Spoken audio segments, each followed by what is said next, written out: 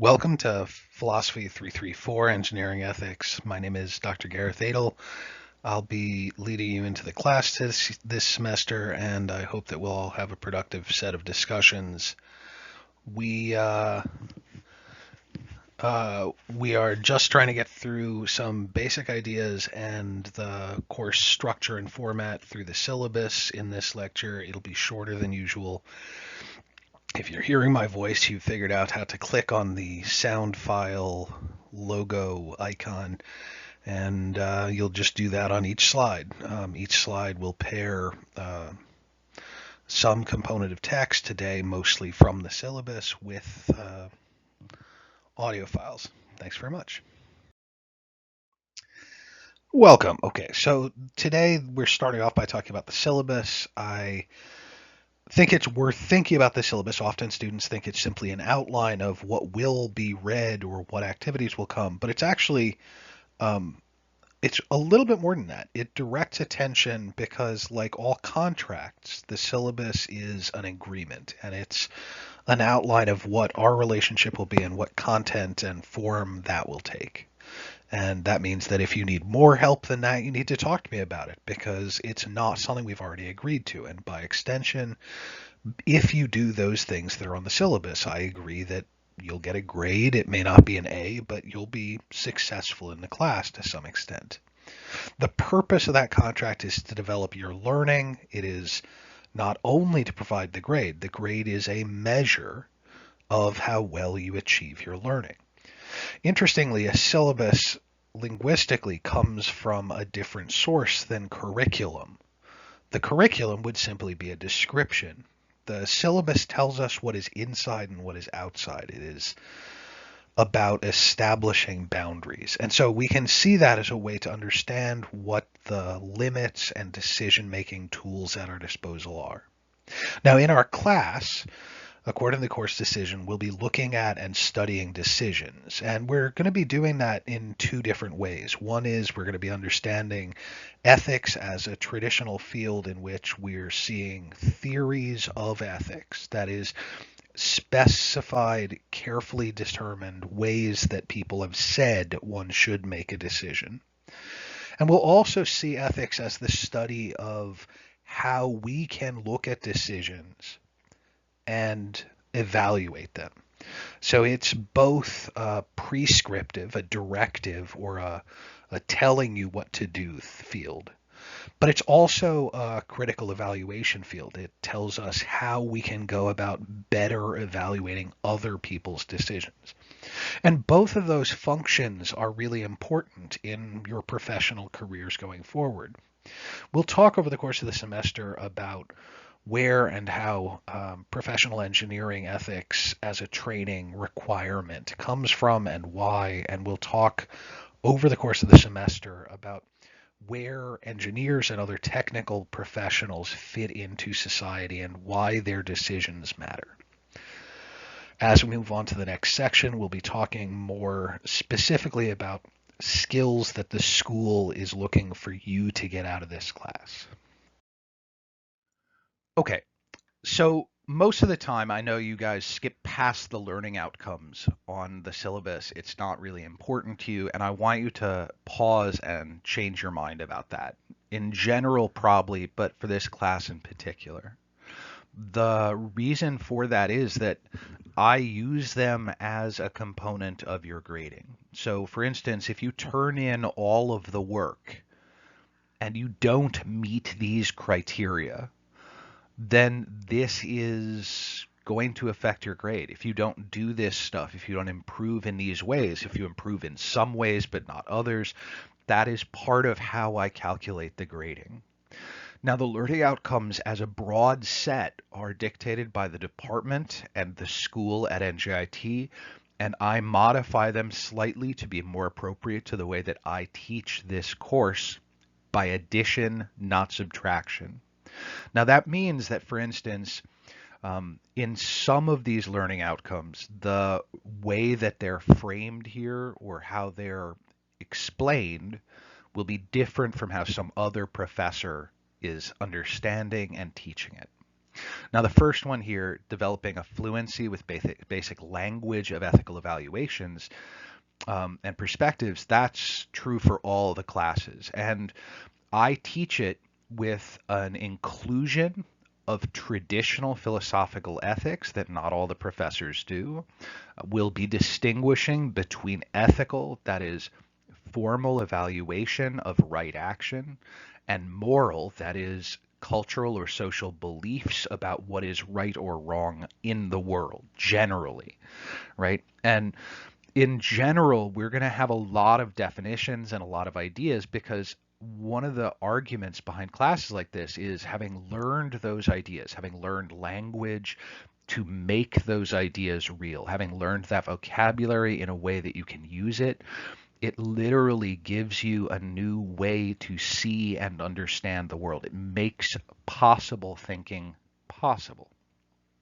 Now, in this class, and in fact in all the sections of engineering ethics taught by the Department of Humanities and Social Sciences, we include a social science and humanities approach, in my case, very specifically from the field of science technology studies, an interdisciplinary program that is established in the 1960s and goes back to activist engineers and scientists who thought that the misunderstanding that there was a neutrality to science and technology and that it should be kept away from politics was wrong.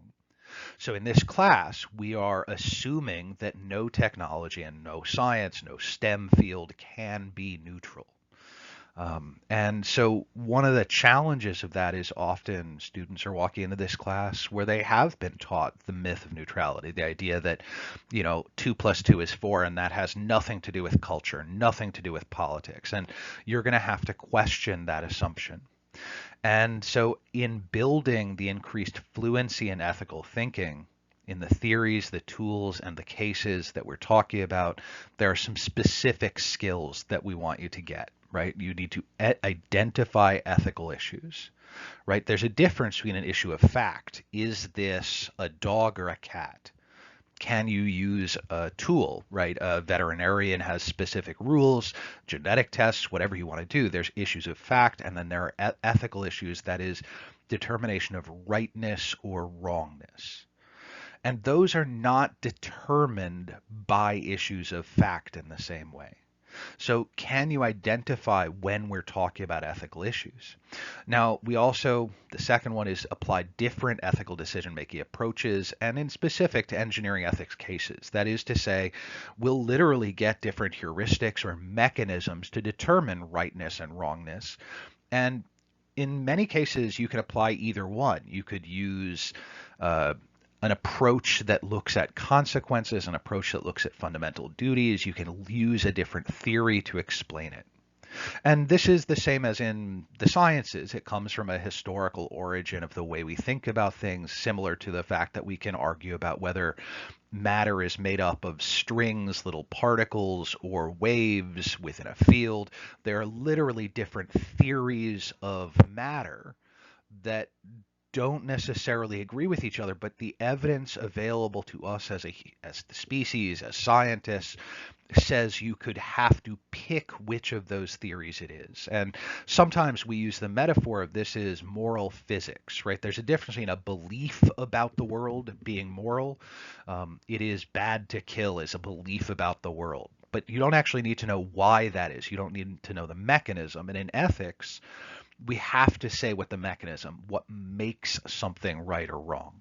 It's not enough to have a belief about the world. It is about the recognizing the ethical decision making, the approach, or the theory.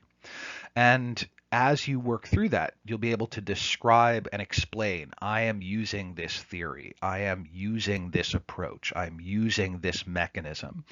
The reason that we disagree is because you're looking at it this way and I'm talking about this way. And as long as we can recognize those theoretical differences, we can have a productive conversation.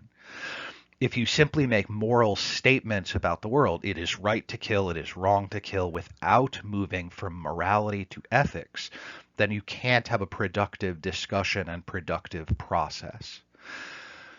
Fourth, we will do the application or the analysis of ethics within cases. Cases are specific parts of the world delineated and demarcated. That is, you could talk about all engineering, but that's too big. You could talk about American engineering versus Indian engineering. That's still too big. You're going to look at a case as something which has a specific and recognizable boundary in the world. It happened here, this place, this time, this event, or this process. And in practicing skills to recognize ethical problems within those cases, we'll be trying to work through the idea of issue finding. One of the main mechanisms of issue finding is the idea of question and answer agreement. If you're like, how did this happen? That is a different question than why did this happen? That is a different question than did somebody's desire to make money produce this outcome? Those are different questions. And the kind of answer and the kind of issue you're seeking, that is what topic you're really focused on, is different depending on how you ask those questions. We'll work on increasing the critical preparedness of you guys, of all of us. I'll be practicing with you to see the ethical dimensions. That is critical, not in the sense of being against or anti. Critical literally in this case means questioning, right? You will be improving the way that you can question or ask about the source of and the ethical dimensions within technical and professional activities. And in order to do that, you're learning a framework suggesting ethical thinking is needed in all stages of engineering, design, and technical work, from development and design to implementation, production to the consumer, and the use and employment of technological products and systems within our society. So that's the first and foremost thing. Now, within that, we move on to the next learning outcome. We're learning to recognize the extensive ethical obligations. This is what is a profession, and we'll talk about this because a profession, as opposed to an occupation, some way you spend time, is something where you have a specific commitment to act ethically. And we'll talk about the history and the role of professions in shaping and being engineers. It's less than 70 years since it was just a job. There was no profession of engineering. There was no licensure nationally in the United States or in most other countries. And in learning to think about ethics within engineering as central to engineering practice and the acts of engineering, the process of design, we have to begin looking at how social, ethical, and political processes are evaluations that are necessary in engineering. They're not separate from it. And in that sense, we're going to learn how to practice applying an ethical theory and ethical decision making in engineering. We're going to learn to see that useful concepts, tools such as basic alternative design theories allow the expansion of available choices. The increasing ability to recognize, evaluate, and articulate ethical aspects of your technical choices, right? You say it is right to make this thing this way. Well, then you have to actually explain what makes it right. And this is true whether you're an engineering student, a pre-medical student, whether you're an architecture and design student, or whether you're a computer scientist or game designer. The process of recognizing the ethics within your actions and knowing for yourself, even if you don't have a licensing board, right? Just knowing for you why it is the right answer. That's so much better than going, I guess, I'm trying, I do it a little bit, I don't know if it's the right decision. At a fundamental level, the goal of studying ethics is about improving decision making. And that's the next thing, right? We're going to talk about and think about decision making skills through the practice of what's called intentional decisions. That is where you say, wait, I am actually making a decision. Yesterday you had food at some point in the day. You may have just eaten what came in front of you, or you may have thought what would make the right choice, what would be the right way to do this, what is the answer to the question of should I or should I not eat.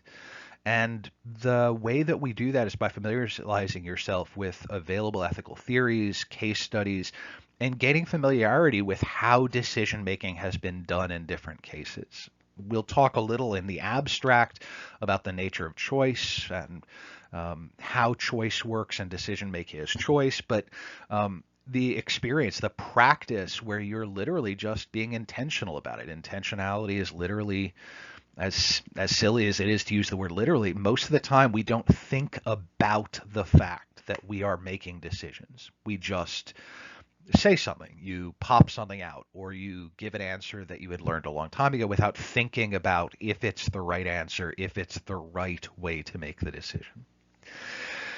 Now, this is part of the GER requirements, or it fills a role in that way, and it is part of what I mentioned previously is the liberal arts educational approach that exists even within STEM and technical vocational education. So this class is required to and will work to develop reading and communication skills. You'll perform writing and work on your writing. I don't teach or grade on grammar, but it is about communication, comfort with, and mode of expression. And the goal in the regular class would potentially be verbal communication. In this case, because you're allowed to record an audio form of response if you choose. Um, uh, I won't mention that often, but if you have a greater comfort doing your reading response, your weekly responses as an audio or Dr. Estrada does it as a podcast format, but I'm fine with that. You don't have to write it down. There are other opportunities and requirements in the class to write. So students gain experience synthesizing from complex ideas into a statement. They work through research and not only in the assigned class materials, but in finding and using academic and reliable sources. And that's it. Now, in your writing, we're also going to occasionally give comments, and we're going to talk a little bit over the course of the semester about how arguments work in ethics, and that is an example of how argument and rhetoric work. That is persuasiveness and development and defense of positions works in ethics. So hopefully that all makes sense, but that's what you're working on. And the trick of this, the note if you make it through this slide is it's okay to screw all that up at the beginning of the semester because then you're demonstrating learning more easily, right? But in this short period of time over this term, you got to get your feet under you and start running quickly, right? Metaphorically speaking, it's okay to have some errors. It's even okay to have errors at the end of the semester. It's okay to have some of your work weaker and some of your work stronger, but you have to be asking for support if you need help doing all these things. All right, so we've gone over learning outcomes and some basic definitions in that previous slide, and now we're really getting into the mechanisms of how the class works. So I have shifted a little bit of the emphasis, and we'll come to the grading mechanisms in a minute, but a big part of what you need to do this session is you can't just do it alone. You can't be self-studying. Now, a lot of the work you'll do on your own, but you have to be in communication with me and the rest of the class. One of the central mechanisms for that is making appointments via Zoom for office hours. Another key one is using the course Discord to talk, where you'll get a conversation both with me and with the other students. And the third central one is the Canvas forum discussion board, which is another available component. But to a certain extent, you have to actually use those. You have to be in the conversation. If you don't, the rules for online classes say that we're just not meeting the requirement. So that is to some extent on you. And it doesn't mean you have to know what you're going to say in an appointment with me. It just means you have to reach out and schedule. So in the first week of the class, you'll get a sense for what the workload is. You'll get a sense for how the readings work. And it is an intense process. And that is much harder if you don't talk to me, if you don't get important support. All of the readings for the class are provided on the Canvas. All the lectures are provided on the Canvas. All of the quizzes and exams are provided on the Canvas.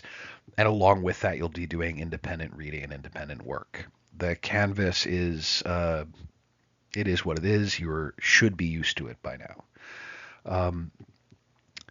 At a fundamental level, this is an intense class. We're squeezing 130 to 150 hours of coursework that would normally be spread over the course of a 3 month or a little more than a 3 month semester into a 1 month period. And that's hard. Doing that on your own is even harder. You have to be able to talk through stuff. You have to be able to ask questions. And that's a necessity both for getting a grade and for succeeding at learning the material.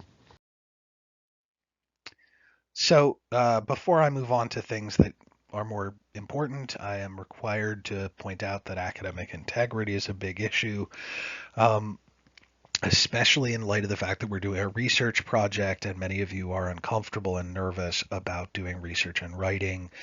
You have to worry about this to some degree. If you haven't had the experience of doing significant writing and research, then you may not have paid attention to how to do attribution and citation properly. So I sometimes say, as a basic rule, if you are saying something and you were not magically coming up with it on your own, if you're doing it in writing, you need to know what the attribution is. You need to know where it comes from. And if you're sharing that writing with other people, you have to, most of the time, cite or provide a reference. Now, in academic writing and formal writing and technical writing and scientific writing, there are a number of different styles of writing and citation. Now, you don't have to pick one of those for me. You can pick any one you want, APA, MLA, Chicago, anything you want, but you have to do it correctly. The most commonly used one in the social sciences is not necessarily the same as this most commonly used one in the engineering fields. And while the APA style is the most common in many of the engineering fields, I have no objection to you guys choosing whichever style you want. It is important, and if you haven't learned how to use a citation and formatting style guide yet, you should go online and look for one. The OWL Center, the Writing Center at Purdue University, is famous for providing well-developed explanations and sources, and our Writing Center at NJIT will provide those also. If you need extra attention, you can actually have one-on-one online meetings with the folks from the Writing Center, and they'll walk you through the whole process. Similarly, if you're having trouble with research, there are librarians and service provided in the library that can assist you in doing that, or you can come to me in the office hours.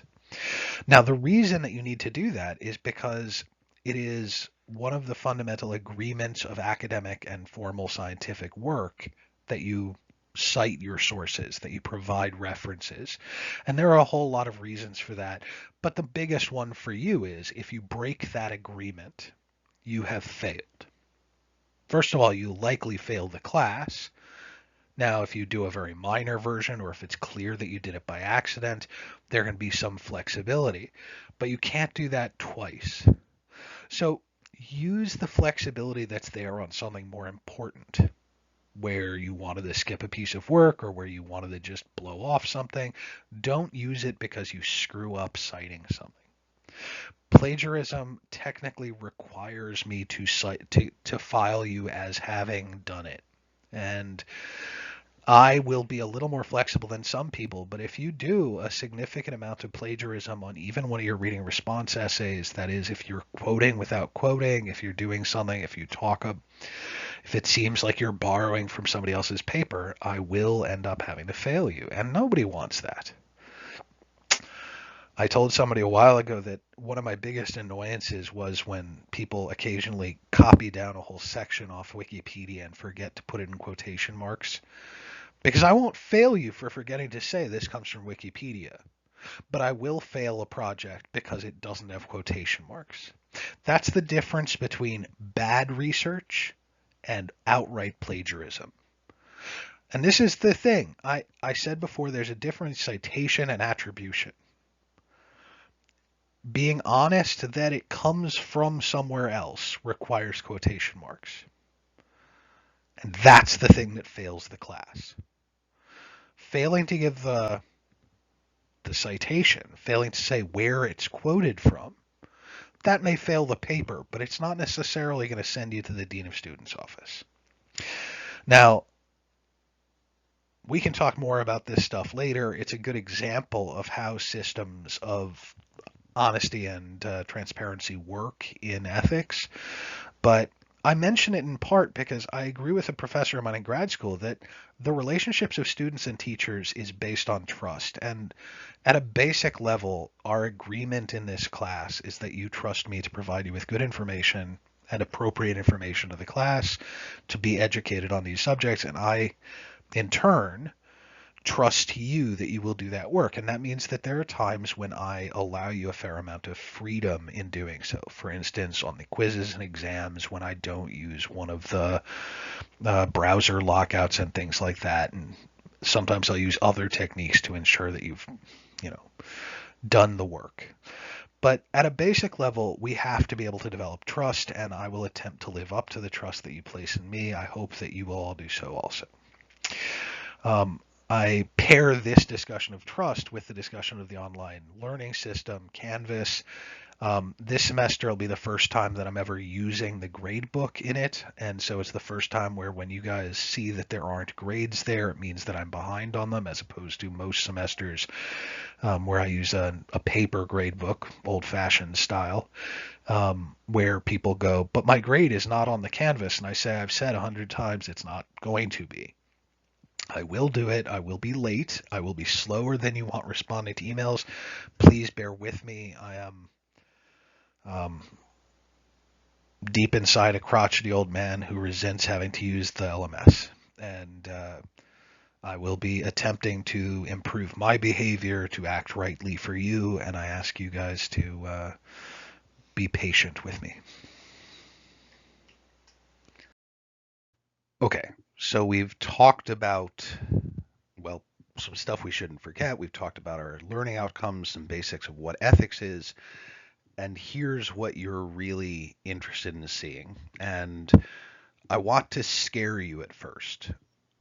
When I said earlier we're cramming an entire semester into a month, that should scare you. The basic expectations for the class is that a 3-credit class should be doing 7 to 9 hours a week per week of work per week in a 15-week semester. This is not a 15-week semester. We have the same amount of credits, the same number of hours expected within a 5-week period. And that means that in some ways, we should be expecting the better part of 45 hours per week. That's a full-time job. Now, if you're not doing that, if you can't do that, then I want you to really consider, if there's a partial credit option, it's getting a bad grade and planning for that. But working towards being able to get a grade that you can live with. But the other option is you just decide it's not the right time to take the material. If you try and do this and you don't plan, if you don't make decisions, you're not serving yourself well and you're not being ethical about your student practice. So understand that this is the better part of 120 to 150 hours worth of work to be done in the next month. Each week, there are 2 units. Each unit involves a significant reading requirement. You'll write about that reading. You'll take a quiz on that reading. After you've done each of the pairs of units, you'll take an exam on that pair of units, and you'll try and describe and explain the connections between them and what you're learning in a cumulative form. That is, the full weight of the previous week will be kept in mind. And we're beginning the class with 2 units and a sort of half unit. So this lecture on the syllabus, and the syllabus has a quiz attached that just is checking that you read it and you understood it. But then in the next basically 3 days, you're expected to do the next unit. In the next 3 days after that, you do the next unit, and so on throughout the course of the semester. It's possible to weight how you do it on which days differently. You don't have to do a unit every 3 days. You actually have in each 6-day period, you have 2 units to do. That doesn't mean that you have to do them all one at a time. You can try and work ahead. You can use the time in the way you want. And one of the things that we want to keep working on is that time management and thinking about what and how to manage it to produce a knowable outcome. And both, as we talk about later, one of the central concepts in engineering is the idea that you will be able to analyze a situation and produce a knowable outcome, but also in evaluating your actions and the ways that they produce effect, your actions and the way they lead from and to your intention, we have a real need to be practical and intentional. Intentional means you're paying attention to why and how something is done, that it's getting done. You're not acting by instinct and you're not acting by accident. So here's what you're doing. As I said, each week you have a set of readings. They're long. That will be divided into 2 units. The units each have significant readings, and especially as we get into the case studies in the second half, you will need to learn to skim some of that. That is, there's material throughout the readings that you need to know, and your job is to try and move through that in a way that doesn't stop you from getting the key points. Some of you will be able to read it faster. Some of you will be working on how to read. There is on the digital syllabus, there is a set of reading recommendations, a handout on suggesting ways you might improve your reading within the course. The basic framework, and we'll come to the grades in a minute, is that you're also going to be working on an independent research project. And that's not as big. I don't make that as big a project as it would be in the semester. So when we get closer to working on that, you don't begin that in the first week, except to start thinking about a topic you might be interested in learning about.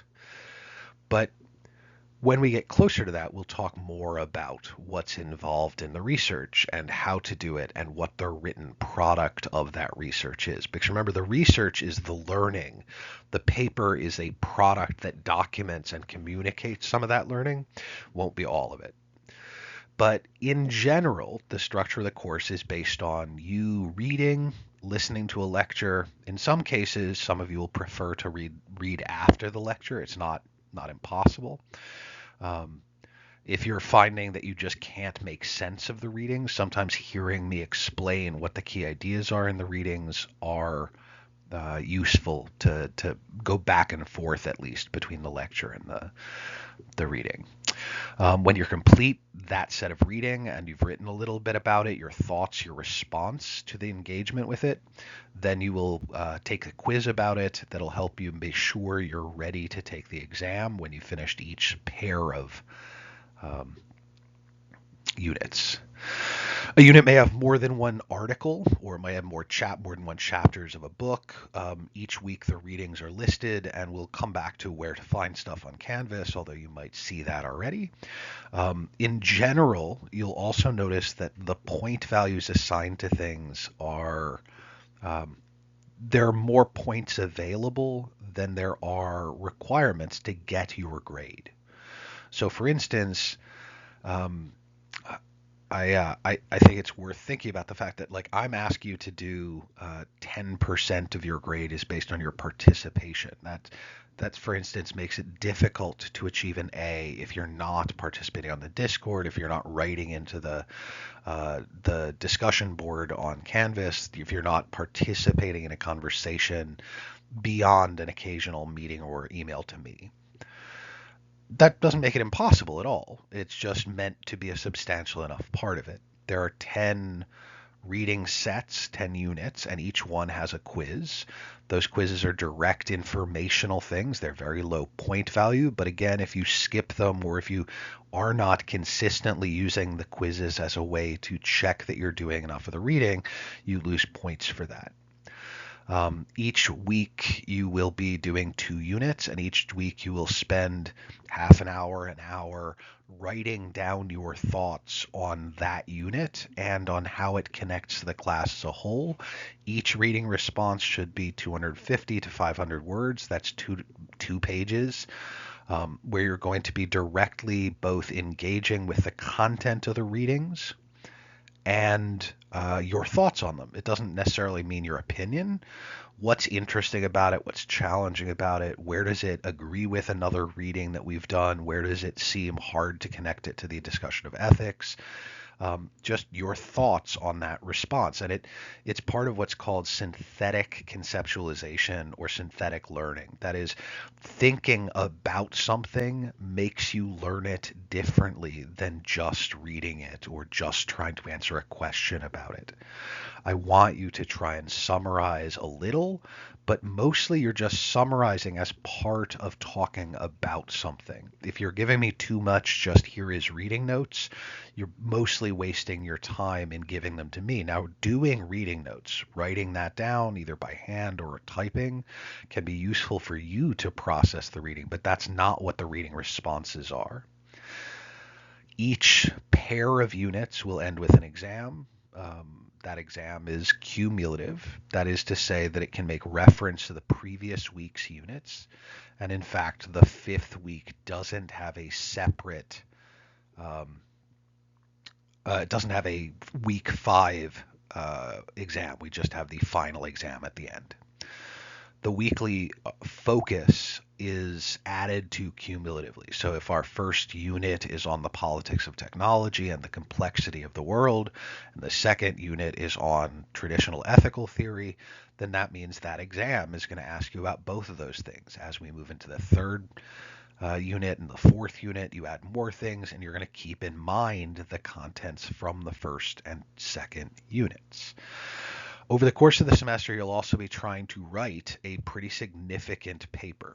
But the number of pages doesn't matter as much to me as the fact that you're demonstrating both ethical and appropriate research skills. We're going to come back to that. Oh, in that project, you're graded as much on the components of your research process. So can you write a proposal? Can you do annotations? Can you find sources? Do you know how to do citations? Can you put together an outline? Are cumulatively as important as doing the paper at the end. And there are opportunities for extra credit, although mostly the extra credit would be done by talking to me about what you want to do um, in office hours or on the discussion boards or something. The main sort of general kind of extra credit is that there's almost 130 points available. So you may choose to spend less focus on the quizzes, to spend more focus on your research, or you may want to focus on your exams and your quizzes at the expense of some of the time you'd spend on your writing and your research. And that's okay, right? The goal is to think about how you make those choices, not necessarily to do everything perfectly. In the real world, you make those choices, which work you're going to do which day. You can't skip doing at least much of the reading and doing the lectures because the other stuff builds on those. But to some extent, the other learning activities each test and offer work and practice with a different skill, and they can be done in different ways. All right, so just as a little note, because I think sometimes things can get confusing, I have done my best to improve the layout of the canvas. I'm working on making sure that the deadlines are in and other things like that. But I wanted to make sure that you guys can see the readings and other stuff. So I think you can find them other ways, but if you go to the module view, for example, there is a module that is course documents. And I have an image of the list here that shows those things, right? The syllabus is there, the complete syllabus, the same one that I've sent on this email. There's a list of the semester topic outlines. That is the review sheet. It gives you a cheat sheet for all the key concepts, a lot of the vocabulary and the reading contents. There is the Discord link, the Zoom office link, the lectures, which has both slides, in some case PowerPoints and notes, or just the PowerPoint that self-plays, and the link to the YouTube. the reading documents, which is literally the readings for each, unit, and additionally, there's going to be other documents there. Those are all the important things for you to be able to manage your time. Now, the other parts of the Canvas will be more familiar to you. That is, there will be folders to put your reading responses in, there will be quizzes, etc. But I just want to draw your attention to those pages. That particular module or folder of stuff, the course documents, is going to be really central to what you do. We'll probably have a separate, we'll certainly have a handout, but we'll probably have a separate recorded little lecture for you guys at some point on research as well as the handouts. But the basic process for the semester project is an iterative development project, right? Stage one, you have a broad definitional problem. I'm going to work on X, right? So what's the deal with the decision to use sampling in music? What's the deal with the batteries in Tesla cars? What's the deal with switching from giant container freight ships that use diesel fuel to sailing ships? Right? You pick a big topic and you begin learning about that big topic. The premise in an iterative and developmental research is that you don't actually know what questions to ask about that thing until you've started the research. So mostly the first submission, your first paper iteration, you will be submitting some annotated research to show that you've begun. It is a huge problem writing this paper in the last weekend of the semester. You will never get a good grade on it. It's really not, as scary as it sounds to you guys, that hard to write one of these papers over the course of the semester. But that requires you to work on the schedule where you're actually doing extra reading. You're going to the library website, to the databases. You're going to JSTOR or Academic Search Premier, and you're finding articles related to this. And there'll be handouts, and there'll be time to talk to me in office hours about research, but you have to start that early. That first broad category and initial research document is due around 6 weeks from now at the midterm. The next time you turn work in, you'll be working on developing a broader understanding. You're using more peer-reviewed articles. You're getting a narrower focus, right? Instead of talking about what's the deal with sampling in music, you've now learned that there's a huge difference between the history and the technology of sampling in pop music versus the way that it's done in classical music, and you aren't really interested in classical music, so you look to the 1980s decision that led to the use of pop music sampling in hip hop, especially in this period. And then as you narrow down, you go, why did these people make these decisions? And you'll find sources on things. Or you'll be looking at the details of why they use certain kinds of steel to make the Titanic. It doesn't matter to me what the questions are. It matters to me that you think about what you're doing, how you answer questions, and how you do research. As you do that in the second stage, you'll be trying to narrow down to some groups and some events so that you can narrow down in the third stage to a specific decision. That specific decision, you have to be able to find specific research information to show how and why a decision was made, because your final question is, was this right? Was it the right way to make the decision? Was it a good outcome, and why? And you, as the interpreter, as the ethical evaluator, are taking a stand on what kind of decision that is and whether it was done the right way. And that's what you're supposed to do. Normally, I actually also make you all practice giving an ethical argument from a specific ethical perspective in person by making you stand in front of the class and tell people. And that can go very well. It can go very poorly, but it's really important because most people do not have the experience of saying, here is my ethical argument, here is how I argue it, here is why it's important to other people until they're in the middle of a crisis, and it can be extremely difficult. So you guys normally would do a 2-minute sort of elevator pitch like you would to your boss at work, right? Faced with a decision like this, you don't make it the way you're making it, or you do make it the way you're making it. We're not doing a presentation, but you can think of this research process as being the same way that you would do that if you had to argue with your boss that he shouldn't do something. You do research then. You would not just walk in and say, I believe this is wrong. You don't make unsupported arguments and want them to actually convince people. So that's the semester project. It's sometimes I refer to it as an ethical evaluation or a decision profile. It's a case study research project.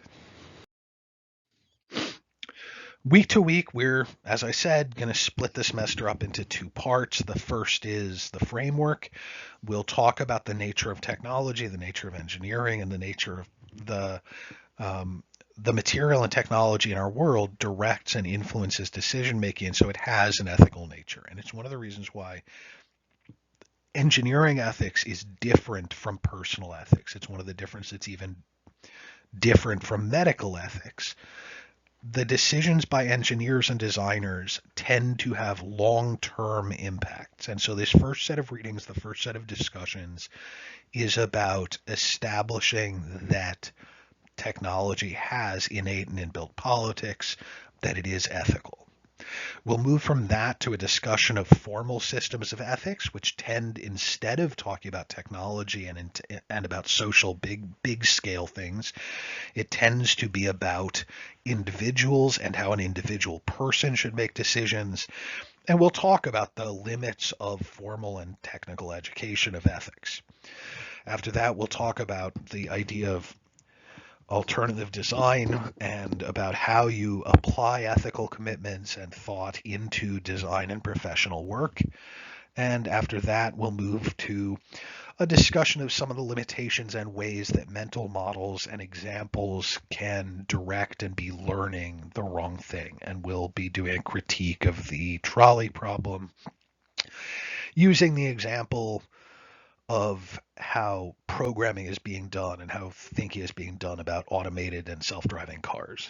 After that, we'll be doing the midterm, the first exam. When I first started teaching this, there were 3 exams. Now it's 2. So the midterm just comes early.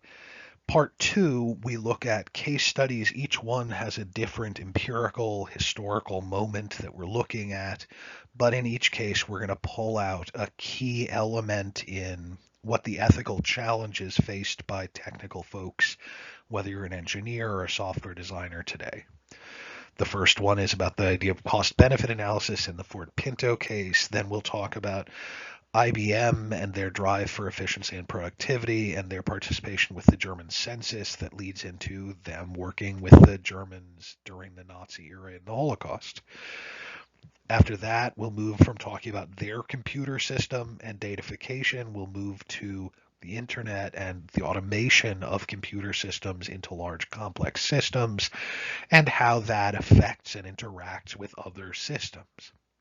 As we move from a simple automation process in computing to a larger, intricate system that links to other systems of our society, the ethical results are more complicated.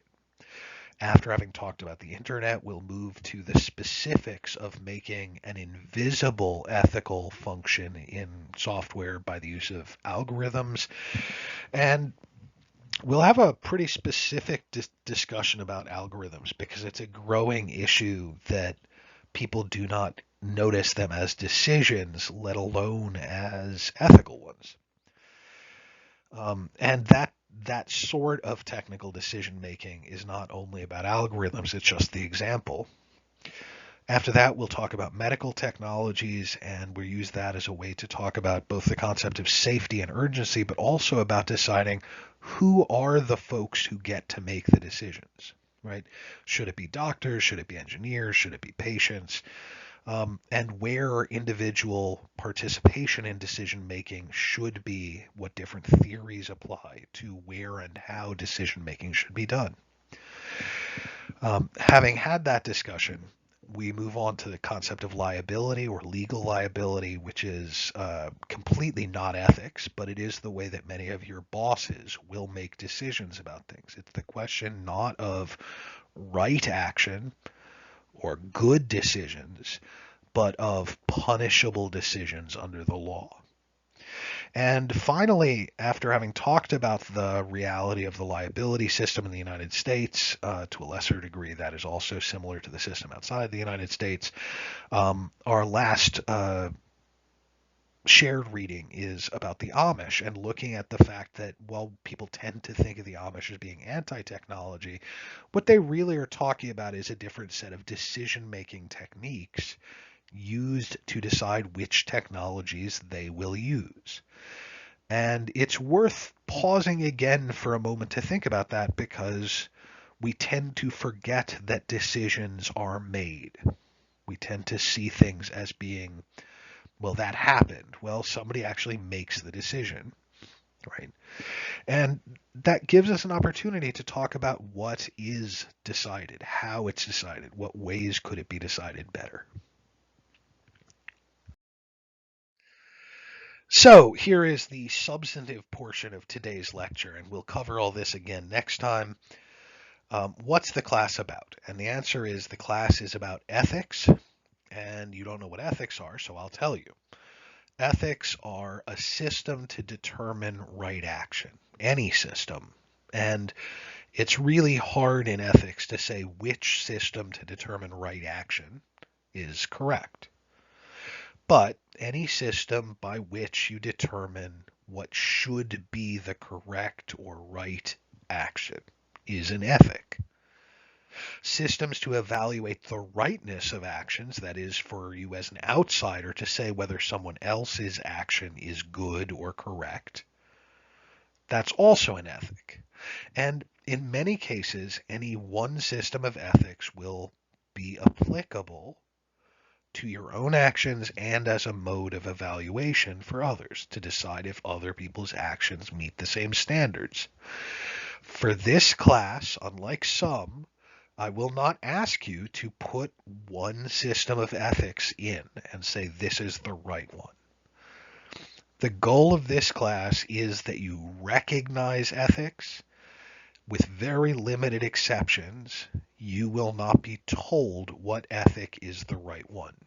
But you have to start working on developing an attention to ethics. It's also true that ethics are any structure of rules to direct proper or good actions. And I want you to understand that that definition a lot of the time people say sounds like the law. And here's the thing. The law is not an ethical system. The law is not a structure of rules to direct proper or good action. The law is a system to punish when bad actions happen. And it's also a system that is, it's a hodgepodge, a mix, a negotiated truce between many different people with many different ethical and moral beliefs. So the law is not what we're talking about. But we're talking about things like the honor code at school, right? It is something meant to teach and direct behavior. So there are formal structures of rules, and in some cases those are things like the pledge rules for a fraternity. This is what you should do. In other cases, those rules are the how-to guide you get in how to do a calculation in your math class, right? These are the steps you go through to get a right answer. So in some cases, when we can talk about the structures of rules to direct a proper outcome, a good action, not because the result is necessarily good, but because this is the way to do it, that can be an ethic also. And it's not uncommon for ethical systems to be willing to acknowledge that sometimes the outcomes aren't bad, but you did the right thing. The action was good also. And that may be okay. Some ethical systems focus on the outcomes, some focus on the process or the action itself. Different ethical systems. For us, the most important thing is that the mechanism is going to tell us which ways decisions are made well. So good decision making, that there can be better and worse decision making is our goal, right? So ethics are ways to make decisions better, or the study of how to improve decision making. Now, it's also important to notice that ethics are not morals. Ethics are rules that tell you how to act. Not necessarily because it's the right thing to do, but because it's the right way to act. Morals are different. They're a category of cultural beliefs that are statements about the world. This is the way the world is. We often think of them as directing actions because if you believe something about the world, you need to respond a certain way. But that's not the same thing as saying that the right action is presumed. They don't tell us what the world is like in ethics. Ethics sometimes are responsive to morals. They sometimes respond to beliefs about the world. We'll talk about that. But morals, things like those that are taught in kids' stories, right, with their morals are meant to show us what the world is like. You know, myths and legends, they paint a picture to tell us what the world is like. Our observations, our understandings, what other people do, say, tell us, those all show us what the world is. But they don't actually often tell us how we should act as a response. And that's where ethics comes in. The reason why we act the way we do is different from the world that we are responding to. And in fact, all too often, morals produce a situation that we are confused as to what the right action is. And I use a lot of different examples of this in class at times, but I'll use a very specific one now. If you're hungry and you know you need to eat, do you eat? Well, morals say yes. Now you might have another moral that says, well, if you can't afford to buy food, you should be hungry because only people who have money deserve food. But then you also have another moral that says, hey, if I need this to survive, it may be more important than somebody else's needing something. You could have lots of different morals that say that, and yet we have 100 stories that tell us people actually should eat when they're hungry, or they shouldn't eat when they're hungry, or Papa Bear will be mad that somebody ate his hot cereal. There are a million stories that try and tell us the way the world is. There are stories from science. You're hungry, well, you shouldn't eat because you're already too fat. There's stories from science saying, well, you should eat because you're fat and you should eat different things in better ways, all of which are telling us the nature of the world. They don't actually direct us in how to make that decision in that moment when we are hungry. There's a difference between a system to make the decision and a system that tells us about the world. Now, this becomes really important because engineering is an ethical thing. And all too often we think about the world that engineering is good, that technology is good, that it makes the world a better place, that it's useful for things. And those are statements about the world. But in reality, the things that we interact with, the fact that there's a door there makes you have to make a decision. The fact that gun is there means that you have to decide to shoot it or not. The fact that the candy bar is easily accessible gives you a different choice in what to eat. We produce new decisions using engineering and technology all the time. And because engineering as a profession makes those decisions possible, it is implicated in the ethics of it. If you're producing something by the millions so that everybody can make that decision, you are in effect saying that decision is good. May not be. This is made complicated by the fact that engineering isn't just a job. It is a formal profession with licensure. We have professions for a specific reason, and that reason is we have invested it with public trust that you're not going to mislead us. And we'll talk more about that history of the professions and what it means to be a profession next week. But this is important because technology is not neutral. It is political, it is ethical, and whether you're a chemical engineer or an actor, the things that you make will have an effect on other people's decision making. So we will try to identify and determine how to see and talk about ethics. And we don't do that because it's going to be easy. We do it because in the classic cliche, you say practice makes perfect, and we're not going to get perfect. But thinking and talking about ethics and decision making will make us better at it.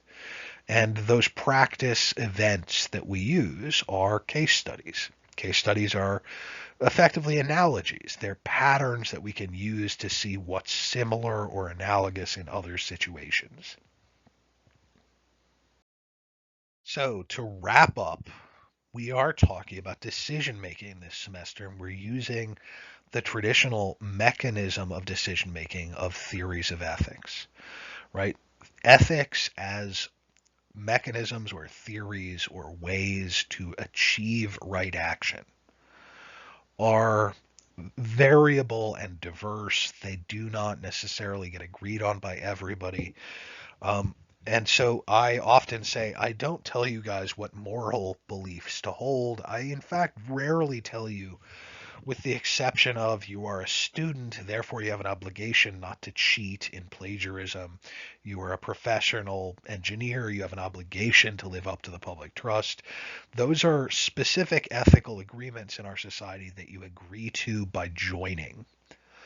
And we'll come back to talking about that idea of the difference between a duty and an obligation and a voluntary obligation. But here's the thing. If we accept that we make decisions and that ethics are about that, then this is the first and main ethic I will tell you to do. In order to make a decision, you actually have to make the decision. They aren't accidents. And in order to do that, you tend to need to do what's called paying attention to process or reflexivity. And that is literally saying, am I making the decision the right way? And you also have to accept that you're making a decision and you have to actually make it. You don't hedge, you don't delay, you don't say it wasn't my fault, it was this moment, I was pushed into it. Intentionality is accepting the decision. Right? You in fact say there's a determination to do a decision. You performed an action in making the decision, and that was the completion of it. It doesn't say that you don't look at all those other factors. It doesn't say you don't acknowledge contributions or contexts or situations. But it says at a fundamental level, the decision is yours. It's ownership of it. And this is a specific ethic that says if you want to make decisions well, you will practice and affect reflexivity and intentionality. And we'll come back to these two concepts a number of times in the semester to reinforce and talk about them. How you make a decision and that you accept you're actually making a decision instead of doing it unintentionally, those are central to making a decision be a decision and therefore be a good decision. The classic example, continuing with the idea of being hungry and not hungry, or should you eat or should you not eat. To give you an example of reflexivity and intentionality, we've all had the experience of walking down the street, realizing we're hungry, getting food without thinking about it, and then you realize a block later there was someplace else to get food that was better. Now, if you'd actually thought about where and how to get food, how to perform the action of eating, you'd end up at the food you preferred. Now, that may be because you should have eaten something healthier. It may be because you ate something you didn't actually enjoy eating, but a block later was a restaurant you would have preferred to eat at. Maybe you spent too much money and you could have spent money cheaper. There are 100 ethics to apply within that. But recognizing that you should have made the decision well and that there could have been a better way to make the decision, that would have produced a better right action, an improved action, an improved result, that's always going to be part of the process of good decision making. Now, a little bit separately, but still related to that, is that we need to have good, reliable information to make decisions, right? And that means that you have to practice and develop attention to research. That means you have to think about attribution and academic rigor, or the importance of using good sources and good information. And it also is really important to be able to recognize when something is an issue of fact and an issue of interpretation. Those are two different things. And that's part of what it means to make a decision. It's not a weird thing. It's not a separate thing. You cannot make a decision without some level of reflexivity or a very specifically known process, right? You can take the heuristic that you're taught and never be reflexive about it. That's in fact in some ways replacing intentionality for reflexivity. You say, this is the only way to make this decision. I never have to think about it. I accept that. This is the right way. That's lots of intentionality, but no reflexivity. How do you know there isn't another way to make that decision that would be better? Is there the possibility you could improve on that heuristic, on that formula? Are you having the right information put into that formula, into that calculation, into the algorithm? Well, so all decisions, all production of an action and then an outcome will, to some degree, meet with some level of reflexivity, intentionality, and research. Before I let you go, I just wanted to talk for a minute about the readings for next week. We're reading two readings. Mathis and Gray is an even older reading. Mathis and Gray, one is a political scientist trained, also chemist, and the other one is an engineer. And they looked around in the 1960s originally and then rewrote the article in the early 70s and said, look, most of our peers in chemistry and engineering, in technical fields, literally forget how important the ethics of what we're doing are. And their article focuses on the fact that because people assume technology is always good, because they assume it's ethically neutral, they forget to actually look at what the outcomes. And in doing so, they're really denying that their technical activities are actions that change the world. And they name the article "The Engineer as Social Radical" because they look around and they say, look, if you talk to one of the crazy radical 60s hippies who wants to do something crazy that you're going to say is radical, the change they want to make is smaller than the changes that engineers and technology development people make all the time by simply putting technologies out in the world. You can't use an inconsistent measure like that. How we change the world by adding new components to it is ethical, it is technical, and it is political.